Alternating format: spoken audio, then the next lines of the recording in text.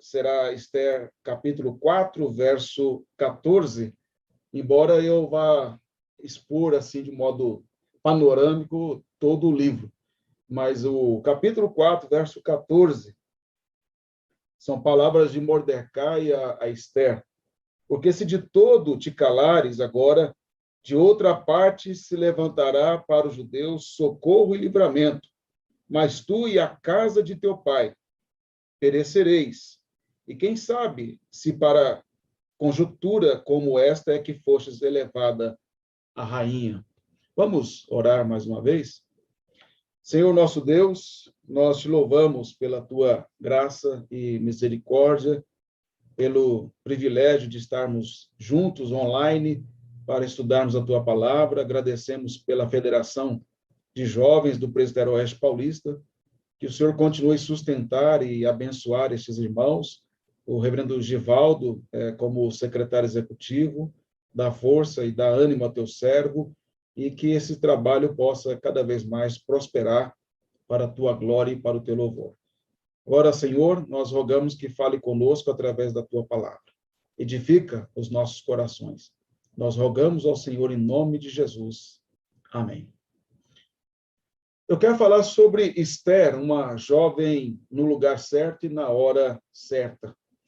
Quando a gente olha para esse livro tão maravilhoso que nos conta esta história tão bela desta jovem, nós não sabemos quem Deus usou para escrever esse livro. O autor é desconhecido. Mas nós sabemos que o autor era um judeu que era nacionalista e que ele demonstra isso, o seu apego à sua nação, ao seu povo. Era alguém que conhecia profundamente a lei, embora ele não a cite diretamente, mas você percebe a teologia dele por trás da narrativa deste livro. É alguém que conhecia a situação do cativeiro, então ele possivelmente estava ali no cativeiro persa, e ele podia, então, narrar isso de uma forma muito interessante, porque ele estava envolvido nesta situação. Ele mostra um contexto que nós vamos trabalhar um pouco sobre isso, o cenário desse livro. Ele mostra um contexto em que a nação, o povo de Deus, estava aflito, sem esperança, angustiado, já havia acabado o governo babilônico, agora são os persas, e é nesse contexto de aflição, de angústia, de falta de esperança que surge esta personagem chamada Esther, e que é muito importante dentro dessa narrativa aí. E aí a gente já vê uma lição de imediato, em meio a essa minha fala, que são em momentos difíceis que o povo de Deus passa, que o Senhor prepara pessoas para assumir, para ser instrumentos nas suas mãos, dentro da sua providência, para que o seu plano redentor possa ser executado. Mas, quando a gente olha narrativas na Bíblia, nós temos que destacar pelo menos dois aspectos que eu quero aqui rapidamente apresentar para os irmãos. Primeiro, é aquilo que não é o propósito do livro, da narrativa. O propósito dessa narrativa não é exaltar Esther, não é mostrar que ela é uma heroína, não é exaltar Mordecai, e não é para exaltar o povo judeu. Na Escritura não há nenhum propósito e nenhuma narrativa de apresentar heróis ou heroínas, como a Liga da Justiça ou os Vingadores. Não tem super-heróis nas Escrituras. Não há essa intenção do Espírito Santo em usar autores, pessoas para escrever as Escrituras e exaltar personagens. Mas os personagens fazem parte da narrativa, fazem parte desse palco da redenção. E, na verdade, a experiência que esses homens e mulheres tiveram, como nós podemos ver lá naquela lista, lá em Hebreus capítulo 11, que não é uma galeria dos heróis da fé, como alguns falam, mas porque não existe heróis da fé, como eu acabei de dizer, mas apenas mostrando que Deus usa homens e mulheres falhos e para cumprir o seu propósito. Agora, qual é a finalidade de uma narrativa, ou desta narrativa do livro de Esther?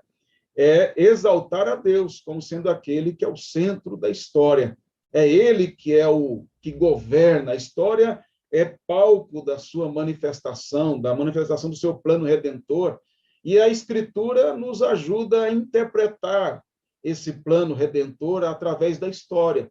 Então, é assim que nós devemos olhar para o livro de Esther. E quando nós olhamos desta maneira, ao contrário do que se pode parecer, não há um desmerecimento à pessoa Esther. Ao contrário, mostra o quanto Deus graciosamente a usou dentro desse plano. E como Deus pode graciosamente usar cada um de nós dentro do seu plano redentor. E é nessa perspectiva que eu quero abordar o livro com os irmãos. Agora, algumas curiosidades, né, do livro. Primeiro, que o livro não fala o nome de Deus. Em nenhum momento o nome de Deus é citado. Mas não podemos pensar que isso desqualifica o livro ou que não demonstra as ações de Deus nesse contexto aí. É como se Deus estivesse nos bastidores, ele está ali dirigindo, ele é o diretor, e ele não aparece no palco ali. Ele está conduzindo todo o roteiro, toda a trama. E aí, em alguns momentos, como eu vou apresentar para vocês, a gente vê claramente as ações do Senhor por trás de tudo que está acontecendo. Talvez uma das razões de não citar o nome de Deus é porque foi escrito no Império Persa e, por alguma razão teológica, religiosa, o autor não quis fazer isso. Mas ele não deixou de colocar Deus em toda a ação, embora não claramente, não declaradamente, como a gente espera acontecer. E, diante disso, eu quero tentar aqui construir com os irmãos um cenário histórico que é apresentado dentro desse livro. E para a gente fazer isso, essa trama aí, é preciso, primeiramente, ler o livro, né? Se não ler o livro, não tem jeito.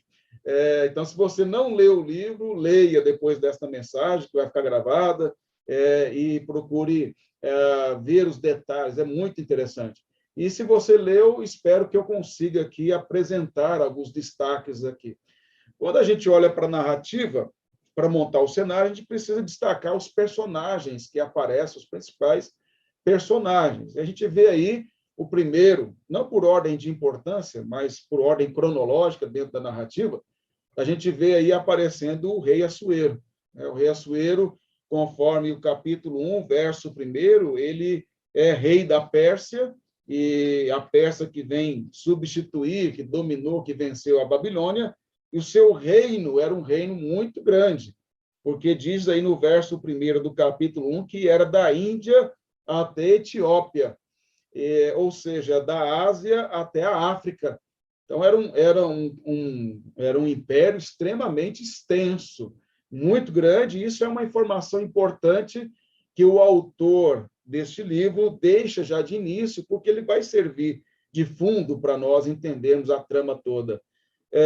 No capítulo 1, verso 3 a 8, eu vou só citar as passagens aí, nesse caso, para andar mais rápido, nós vemos que narra uma festa que o rei estava dando para os seus convidados, mostrando a sua grandeza, mostrando a sua glória. Então, havia uma grande festa por vários dias ali acontecendo, o que demonstra o seu poder, a sua glória, a sua majestade, e com esse império tão extenso. E uma outra personagem importante também nessa trama é a rainha Vasti. A gente olha no capítulo 1, verso 9, ela que era a esposa do homem mais poderoso da terra naqueles dias, ela no verso 9 diz que ela estava dando banquete às mulheres na casa real do rei Assuero. Ela não estava no quarto dela, depressiva, isolada, ela estava dando festa também para suas convidadas ali na casa real. E aí depois nós vemos também no verso 11 do capítulo 1 que ela era uma mulher muito bonita, ao ponto que o rei Assuero queria mostrar para os seus convidados, exibi-la. Ele já estava alterado pelo vinho, mas ele queria mostrar para os seus convidados ali a beleza da sua rainha. E aí, no verso 10 ao verso 12 do capítulo 1, nós vemos que a rainha não aceitou, não atendeu não é nem convite, a convocação do rei. Ela não foi até a presença do rei. E isso trouxe bastante ira e vergonha. Imagine só, o imperador da Pérsia, um homem que era o mais poderoso daqueles dias no mundo, mostrando a grandeza do seu reino, toda a sua glória. A sua esposa não se submete a ele, ela o desonra publicamente ao não atender ao seu convite, e ela estava tendo as suas festas particulares lá, com as suas convidadas. E aí, o verso 19 do capítulo 1 nos fala que ela perde a sua posição de rainha do rei, esposa do rei ali, por conta da sua desobediência. Por quê? Aí é um contexto que tem toda uma lógica aí. Se o rei não fizesse nada, a notícia iria correr por todo o império e nenhuma esposa iria mais se submeter à autoridade do marido. O negócio ia virar um caos no império, e aí ia mostrar que a rainha, de fato, tinha tanta força que o rei submeteu à sua própria vontade. Mas tudo isso faz parte do cenário, tudo isso faz parte dessa construção que Deus está fazendo aí. Outro personagem importante e aí é Mordecai, né? Mordecai, ele, conforme o capítulo 2, versos 5 a 6, ele era um daqueles que foi transportado de Jerusalém para a Babilônia, como Daniel foi. Então, ele cresceu no cativeiro, ele viu o Império Babilônico cair, como Daniel viu, e ele permaneceu fiel ao Senhor, e ele viu um outro império dominando, o Império Persa. Ele estava na mesma cidade do fato ocorrido ali com relação à rainha Vasti, que é um outro ato de providência de Deus. No capítulo 2, verso 7, ele criou Esther como se fosse a sua filha e a educou, como o texto deixa implicitamente para nós, a educou nos caminhos do Senhor, porque ela era uma mulher piedosa, e assim como o seu parente, Mordecai. E no capítulo 2, verso 21 a 23, nós temos aí uma narrativa, capítulo 2, verso 21 a 23, nós temos aí a narrativa de que Mordecai, ele impediu que o rei fosse morto ao perceber ali haver uma conspiração para matá-lo, embora ele não tenha sido honrado naquele momento. E penúltimo aí, eu destaco, né, a que é mais conhecida, a Esther, e ela vai aparecer nesse contexto aí. Depois a gente vai ligar as pontas aí para tentar entender melhor isso. A Esther, que é chamada de Esther, um nome possivelmente babilônico, persa, ela que é, na verdade, o nome dela judaico é Hadassa, e ela, então, está agora dentro desse cenário, na mesma cidade em que Vasti foi recusada, recusou atender o rei, e abriu-se uma vaga, vamos dizer assim, para a esposa do rei, para a esposa do imperador. E esta jovem virgem, essa jovem bela, como está no capítulo 2, verso 2 a 4, ela que foi bem criada por Mordecai, a sua beleza era encantadora, ao ponto que, no capítulo 2, verso 12, quando ela vai se apresentar lá no palácio, e a gente percebe que havia alguns crivos aí, né?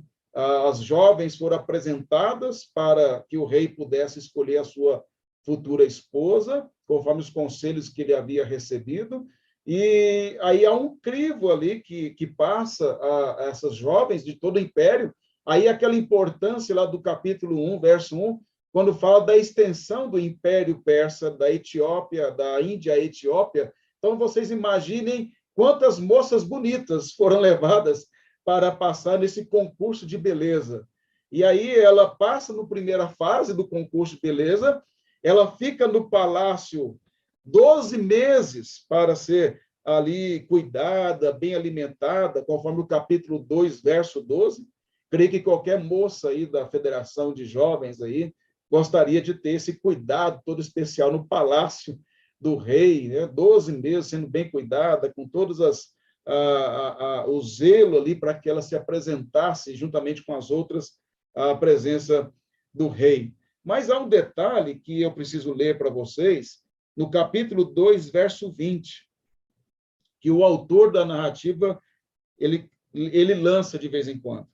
Esther não havia declarado ainda a sua linhagem e o seu povo, conforme Mordecai lhe ordenara. Então, ele menciona isso aí quando ela é ali colocada para ser preparada para apresentar-se ao rei, e também quando ela se apresenta ao rei e o rei gosta dela, ela não declara ao rei a sua linhagem. E isso foi algo muito importante que lá na frente nós vamos entender melhor. Mas, por último, irmãos, para não demorar muito e ligar logo as pontas, nós temos que destacar um outro personagem que vai aparecer a partir do capítulo 3, que chama Amã. Esse camarada é muito importante dentro dessa trama. Por quê? Porque no capítulo 3, verso 1 a 2, fala que ele estava acima de todos os príncipes. Então, ele é alguém de destaque, era o mais importante abaixo do rei, ali dentro do Império Persa. Todos se prostravam diante dele, verso 3 a 6. Todos se prostravam quando ele passava, mas com exceção de um camarada.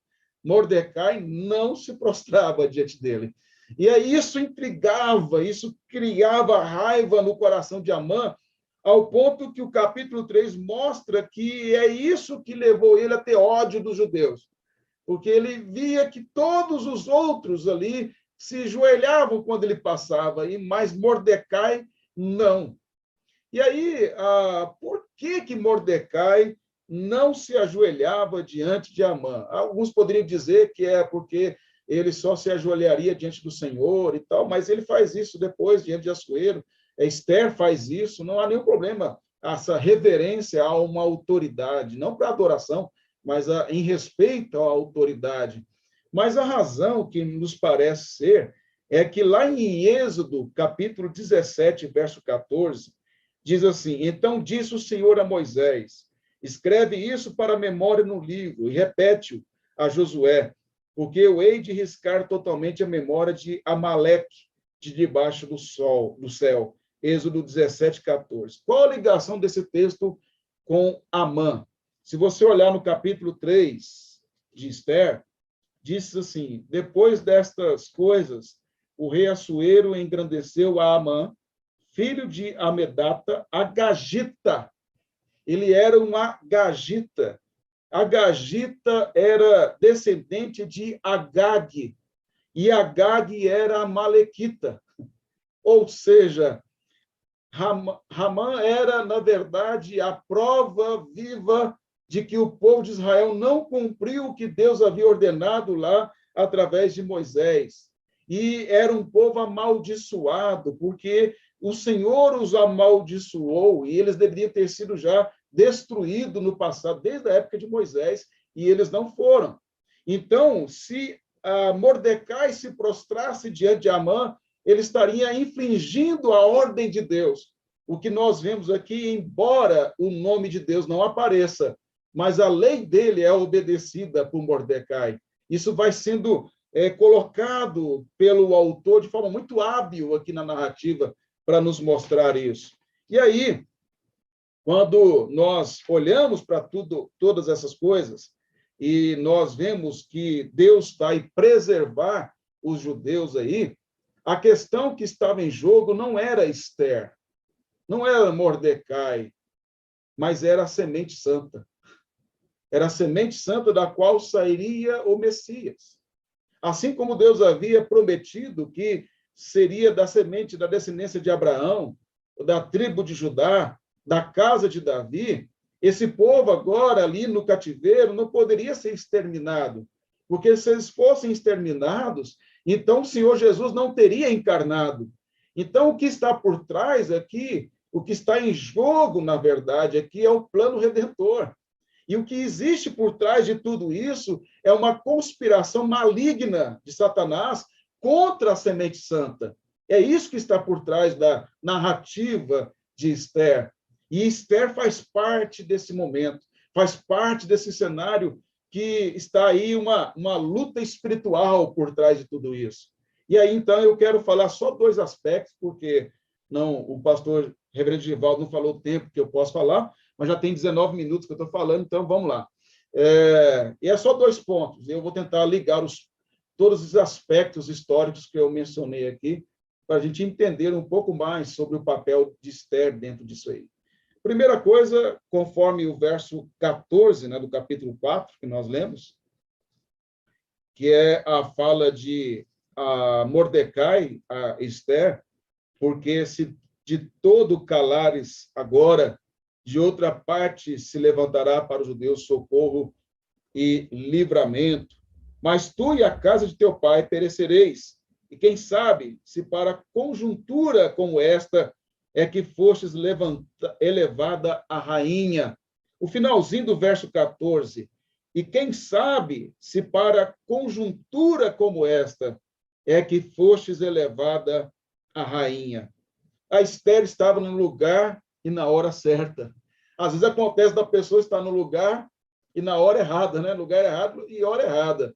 E aí acaba pagando o pato por uma coisa que nem fez, e nem tem nenhum envolvimento. Isso acontece muito. Mas no caso de Esther, não. Ela estava no lugar certo e na hora certa.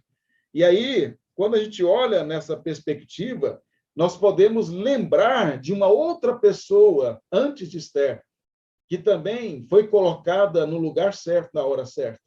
José, que passou por todas aquelas coisas que nós sabemos, e levado escravo para o Egito, foi preso injustamente, mas tudo isso foi um cenário construído pelo Senhor para que ele pudesse tornar-se governador do Egito.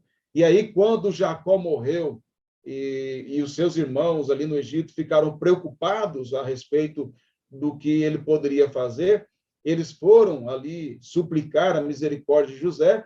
José fala algo extraordinário em Gênesis 50, verso 20, quando ele fala: vocês intentaram mal contra mim, mas Deus transformou isso em bênção para preservar muita gente. José enxergou tudo aquilo que havia acontecido na sua vida como um plano redentor. Se ele não tivesse sido vendido como escravo, não tivesse ido para a prisão, não tivesse interpretado os sonhos do copeiro e do padeiro, não tivesse tornado-se governador do Egito, a semente santa teria perecido. Mas Deus fez tudo isso, não por causa de José, mas por causa do Messias, por causa do ungido. E aqui nós temos Esther, a mesma coisa, ela se torna rainha não por causa dela, não por causa da sua beleza, mas por causa do plano de Deus em usá-la para preservar o povo. Se vocês olharem assim de forma bem racional na narrativa, qual a possibilidade, humanamente falando, teria de Esther ter se tornado rainha? Ela era judia, um povo odiado no império, embora ela não tenha declarado a sua origem, mas poderia sofrer uma investigação e descobrir isso. Ela era órfã de pai e mãe, como diz o capítulo 2, verso 7.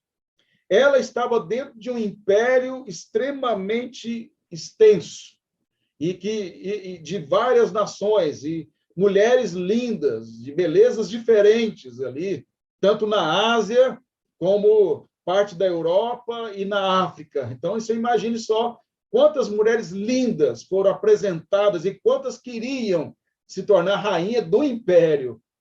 Então, ainda que ela fosse uma mulher muito linda, as possibilidades eram pequenas.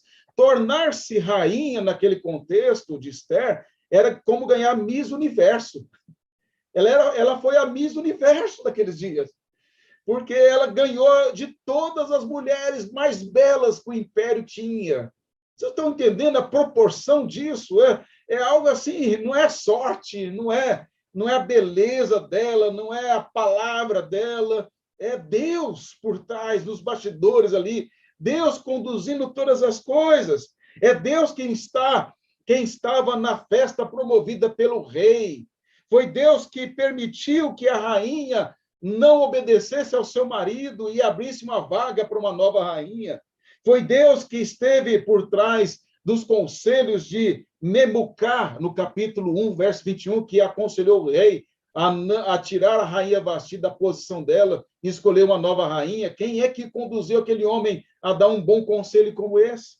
Quem é que conduziu, quem é que formou a beleza física e a formosura de Esther, se não foi o Senhor, como diz o Salmo 139, que no ventre da mãe já nos forma conforme a sua vontade. Quem é que fez com que Esther caísse no agrado de Hegai, lá no capítulo 2, verso 8 a 9, que era aquele que faz o crivo, do primeiro crivo ali das mulheres que iriam passar 12 meses no palácio? Quem é que fez o rei Assuero olhar para Esther e amar aquela moça, e não amar outras moças que eram tão belas quanto ela, e talvez até mais belas fisicamente do que ela? É o Senhor quem fez tudo isso. E aí nós vemos que a grande lição que está aí é que, ainda que o seu povo se encontre em cativeiro, ainda que o seu povo se encontre em meio às opressões dos inimigos, Deus não desampara o seu povo. Deus não deixa de cumprir os seus propósitos. Nada pode impedir que ele execute o seu plano.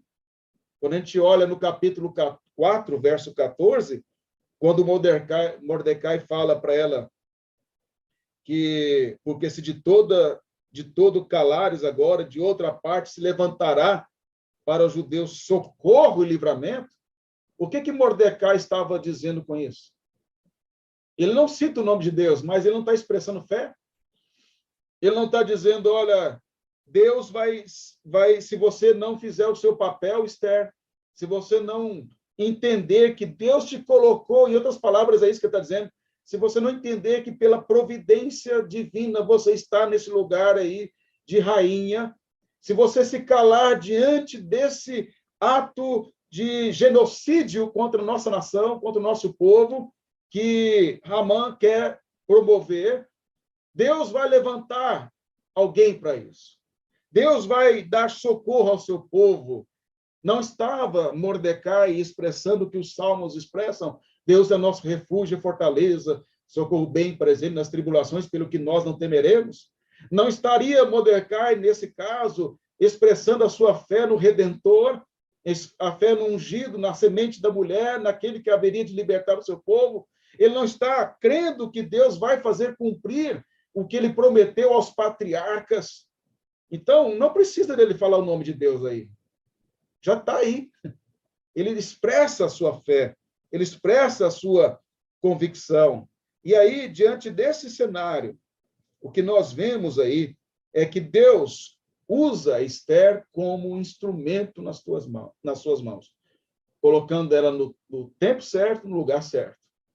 E aí nós aprendemos, para finalizar esse ponto, são só 2 pontos, tá? Esse é o primeiro. Então, para finalizar esse primeiro ponto, o que nós aprendemos é que a glória não está no instrumento, está naquele que usa o instrumento.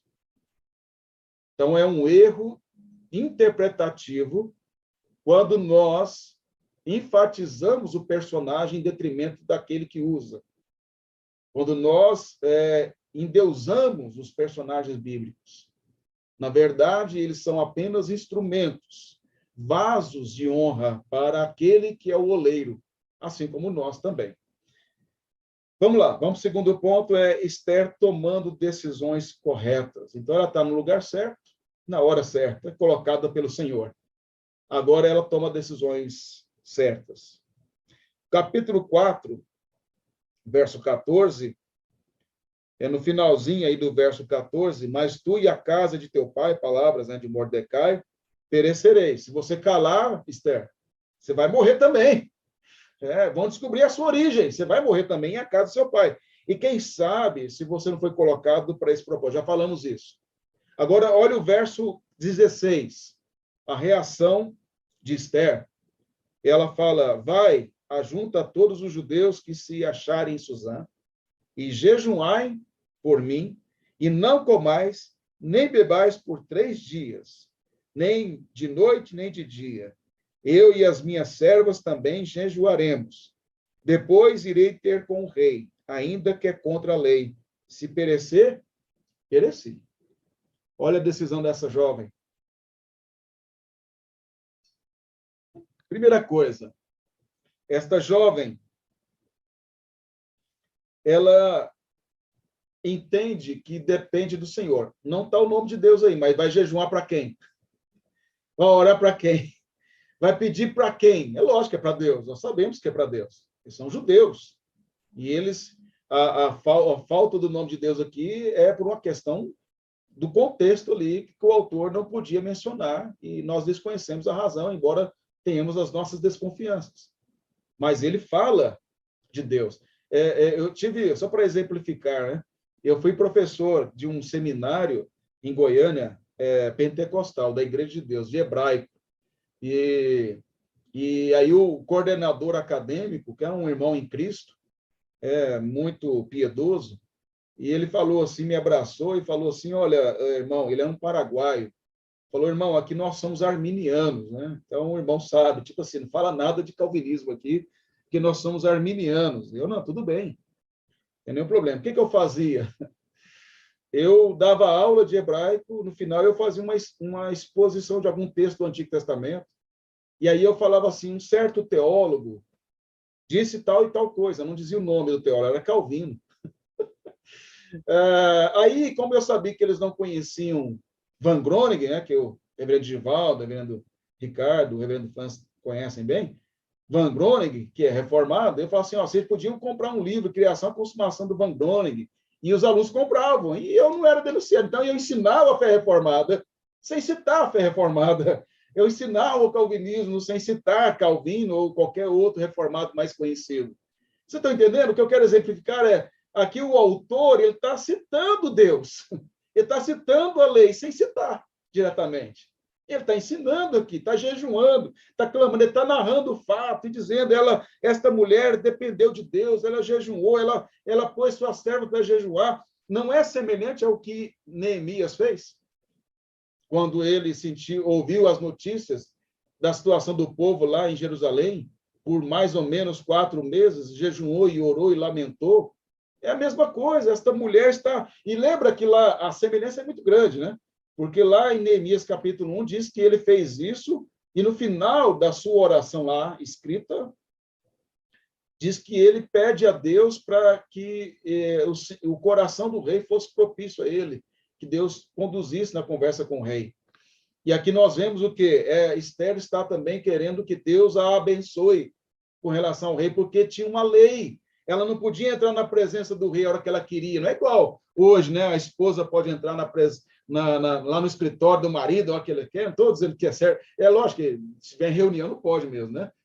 Mas no caso de ser o rei, não é porque era o marido dela, podia entrar lá e fazer o que ela quiser, a hora que ela queria. Não. Ele era o marido dela, mas ele era o rei dela também. E aí, se ela entrasse sem que ele tivesse autorizado, ela poderia morrer.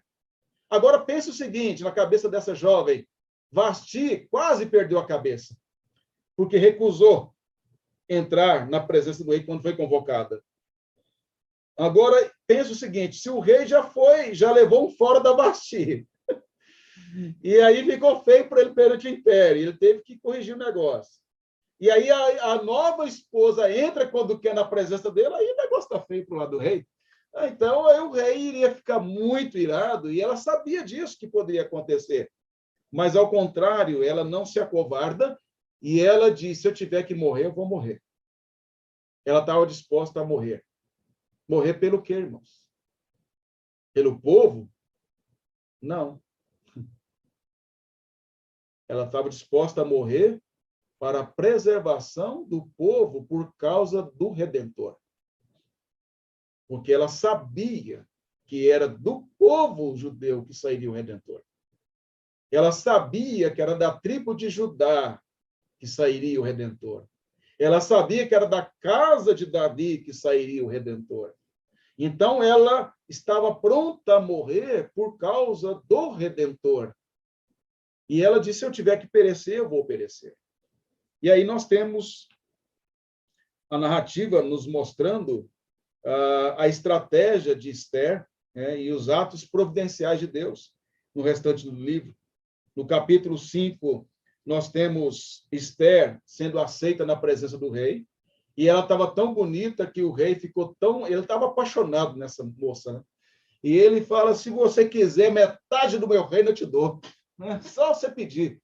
Ele não só aceitou ela na presença dele, mas como também ele estava disposto a atender qualquer pedido. Não é providência de Deus isso? Não é Deus que derramou graça sobre o rei para atender Esther. Depois nós vemos que ela, diante disso, ela faz um pedido, ela queria fazer um banquete para que Amã pudesse ser convidado, e então lá ela iria revelar o que ela gostaria de pedir ao rei. O rei prontamente aceitou, mandou convidar Amã para esse banquete, no capítulo 5, verso 9, e aí nós vemos que Amã sai todo alegrinho, eu acho engraçado isso, porque no capítulo 5, verso 9, Amã sai todo alegrinho, já havia sido feito o decreto para matar os judeus, e aí, quando ele sai lá, diz que Mordecai não se ajoelha perante ele, porque ele era amalequita, lembra que a gente viu no começo lá? E ele não se ajoelha perante Amã, e aí ele chega lá na mulher dele, chamada Zeres, e esta mulher diz, olha, faz o seguinte, faz uma forca para enforcar Mordecai e fala com o rei para que isso aconteça. E aí, no capítulo 6, eu acho fantástico demais, no capítulo 6, verso 1, diz que naquela noite o rei não pôde dormir. Na noite lá que a mulher de Amã disse para fazer a forca, e que Amã iria chegar na presença do rei no dia seguinte e falar assim, ó, enforca Mordecai porque ele não se dobra diante de mim, e ele é judeu. Então, se ele fizesse isso, o que ia acontecer? Mordecai ia morrer. Mas naquela noite, o rei não dormiu. E ele teve uma insônia. E aí, ele tendo esta insônia, ele quis saber trazer o livro dos feitos, uma ata, né? Que era feita lá dos Atos, porque se você olhar lá no capítulo 2 de Esther, no verso 21 a 23, fala lá daquele que eu citei lá no começo da mensagem, que Mordecai impediu uma conspiração de morte ali para o rei. Mas o capítulo 3 mostra Amã sendo honrado e não Mordecai. Agora o rei tem uma insônia e ele quer saber o que foi feito ali com esse homem que impediu que ele fosse morto. E ele descobre que não foi feito nada. E ele descobre que se tratava de Mordecai. E aí, quando Amã, no verso 6 do capítulo 6, vai até o rei para poder falar ali que deveria matar Mordecai, o rei pergunta para ele assim, o que nós temos, qual que é o seu conselho, Amã, que nós temos que fazer para aquele que cuida, que honra o rei? E ele achou que era para ele. E aí ele fala o que deveria ser feito, e ele fala, então faça isso com Mordecai. Você já, não, pensa na ironia da cena. O camarada está tudo armado, tudo certinho. E ele, agora eu vou matar esse camarada que não se ajoelha para mim. E aí ele é obrigado, o verso 11 do capítulo 6, ele é obrigado a vestir Mordecai com vestes, pôr ele no cavalo e dizer assim, faz o rei com todo homem que o honra, que ele quer honrar. Ele tem que honrar Mordecai publicamente. E aí, irmãos, o que eu vejo nisso aqui, sabe o que é? Lá no Salmo 2, fala que os reis, os príncipes, conspiram contra o Senhor e o seu ungido. E eles querem romper com as algemas. E sabe qual é a reação de Deus diante da conspiração dos reis da terra contra ele e o seu ungido? O Salmo 2, verso 4, assim que diz que Deus dá risada e Deus zomba deles. O que eu vejo aqui é Deus dando risada de Amã. Eu vejo Deus com humor aqui, a narrativa mostrando o humor de Deus. Sabe nada, inocente, pensando que vai acabar com tudo, pensando que, movido por Satanás, que vai fazer uma conspiração e vai acabar com a semente santa, pensando que vai eliminar a possibilidade do Redentor vir, conspirando não contra Mordecai simplesmente, mas conspirando contra o próprio Deus e contra o seu ungido. E aí Deus vai lá e mexe ali e muda tudo. E aí Amã tem que honrar Mordecai. E aí nós sabemos o desfecho de tudo isso, né? A rainha Esther vai revelar o plano de Amã para o rei, e ela vai contar a sua origem. Lembra que ela não contava a sua origem? Agora ela vai contar a origem dela para o rei na hora certa, providência de Deus.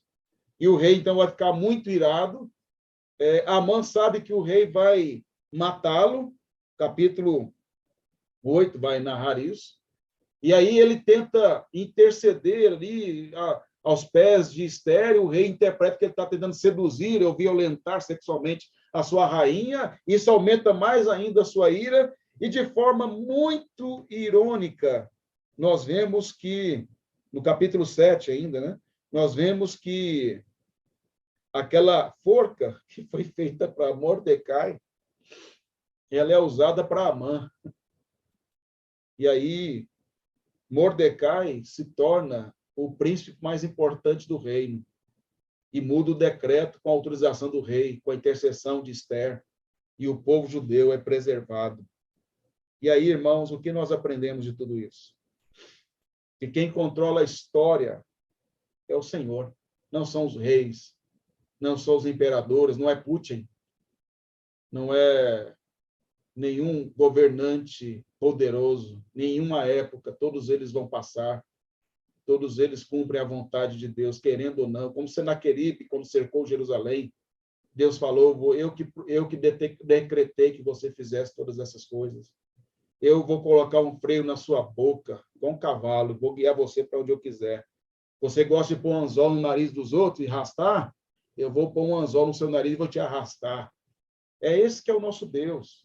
Ele controla a história, ele governa, ele olha para a conspiração dos reis, dos inimigos do seu povo, dos inimigos de Cristo, e ele dá risada, ele zomba deles. Ele zomba porque é ridículo qualquer conspiração contra ele. É ele que está no alto e sublime trono, é ele quem governa todas as coisas para a sua glória. E Esther faz parte, Mordecai faz parte desse plano de Deus. Por que Esther foi usada? Porque ela tinha que ser usada para a preservação do povo de Deus, ela e Mordecai. Não havia nada nela de especial, melhor do que os outros. O que havia nela de especial é o que há em nós, a graça de Deus. Ela foi usada para esse propósito, para apontar para Cristo, para ser preservado para Cristo. Deus é o centro da história. Quais aplicações podemos fazer desta passagem? E aí eu caminho para o encerramento. Primeira coisa, que assim como Esther, embora ela esteja no contexto da narrativa bíblica, nós fazemos parte do plano redentor de Deus, no aspecto de que ele está executando aquilo que ele prometeu executar em Cristo Jesus. Ele está com a sua igreja até a consumação dos séculos. Nós somos instrumentos na sua mão, nas suas mãos, para proclamar a sua palavra aos povos. Você foi colocado no trabalho que você está, na escola, na universidade, na família, não por acaso. Você foi colocado aí para ser luz, para ser sal, para brilhar para a glória de Deus, para que vejam as suas obras e glorifiquem ao Pai, como o Senhor Jesus nos ensinou. Você não foi colocado na posição que ocupa no seu trabalho para viver em conforto, em prazeres e dentro da sua realidade, mas você foi colocado para servir ao reino de Deus, para ser bênção nas mãos do Senhor. Você foi colocado ou colocada na sua igreja não para ficar sentadinho no banco sem fazer nada. Você foi colocado com dons específicos para a edificação do corpo de Cristo, para a glória dele e para a nossa alegria. Você foi colocado na igreja para ser um instrumento do evangelho. Você foi colocado neste mundo para proclamar as virtudes daquele que chamou você das trevas para a sua maravilhosa luz. E outra coisa, e por último, não importa o quanto desempenhemos bem o nosso papel dentro daquilo que Deus nos colocou. A glória nunca será nossa. Nós não suportamos a glória, o peso da glória, mas a glória sempre será dele. E se você recusar a obedecê-lo, dentro daquilo que ele colocou você, ele levantará outras pessoas para fazer aquilo que ele determinou, mas cobrará das suas mãos a sua desobediência por não ter feito aquilo que ele ordenou a fazer. Que o Senhor nos abençoe e que possamos ser usados pelo Senhor, assim como Esther foi, Mordecai foi, para a glória do nosso Deus. Amém.